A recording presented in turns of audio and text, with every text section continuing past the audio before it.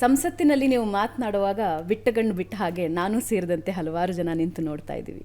ನಿಮ್ಮ ಒಂದು ಸ್ಟೇಟ್ಮೆಂಟ್ ಯಾವಾಗಲೂ ಒಂದು ಹೆಡ್ಲೈನ್ ಆಗುತ್ತೆ, ನಿಮ್ಮ ಒಂದು ನಡೆ ಯಾವಾಗಲೂ ಒಂದು ಹೆಡ್ಲೈನ್ ಆಗುತ್ತೆ. ಕೇವಲ ಕರ್ನಾಟಕಕ್ಕೆ ಮಾತ್ರ ಅಲ್ಲ, ದಿಲ್ಲಿಯವರೆಗೂ ಕೂಡ ಅದೊಂದು ಹೆಡ್ಲೈನ್ ಆಗುತ್ತೆ. ಹಾಗೆ ಒಂದು ವಿಶಿಷ್ಟ ತಂತ್ರಜ್ಞಾನದ ಮೂಲಕ ಸಾಮಾನ್ಯ ಜನರಿಗೆ ಬಹಳ ಕಡಿಮೆ ಗೊತ್ತಿರುವಂಥ ವಿಷಯ ಇದು. ಆದರೆ ತುಂಬ ಪವರ್ಫುಲ್ ತಂತ್ರಜ್ಞಾನದ ಮೂಲಕ ಈಗ ಮತ್ತೊಂದು ಸಲ ವಿಶ್ವ ನಿಮ್ಮತ್ತ ತಿರುಗಿ ನೋಡೋ ಹಾಗೆ ಮಾಡ್ತಾ ಇದ್ದೀರಾ. ಆದರೆ ಎತ್ತನ ರಾಜಕಾರಣ, ಎತ್ತನ ನ್ಯಾನೋ ತಂತ್ರಜ್ಞಾನ ಹೆಂಗೆ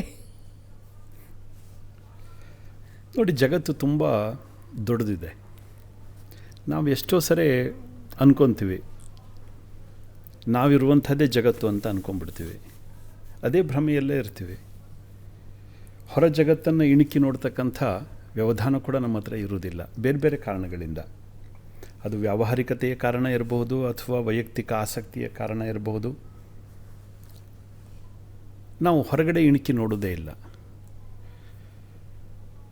ಹೊರಗಡೆ ನೋಡಿದಾಗ ನಮಗೆ ಜಗತ್ತು ತುಂಬ ದೊಡ್ಡದಾಗಿ ಕಾಣುತ್ತೆ.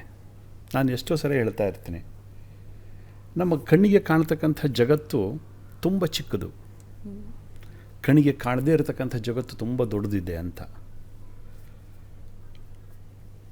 ಹೀಗೆ ಒಮ್ಮೆ ಅಧ್ಯಯನದಲ್ಲಿ ಆಸಕ್ತಿ ಬೆಳೆದರೆ ಅದು ನಮ್ಮನ್ನು ಎಲ್ಲೆಲ್ಲೋ ತೊಗೊಂಡು ಹೋಗುತ್ತೆ.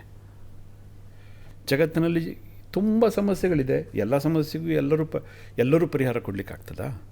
ಆಗೋದಿಲ್ಲ. ಈ ಥರ ಯೋಚನೆ ಮಾಡ್ತಾ ಗೊತ್ತಾಗದ ಹಾಗೆ ಸಿಕ್ಕಿದ್ದು ನ್ಯಾನೋ ತಂತ್ರಜ್ಞಾನ ಕೈಗೆ.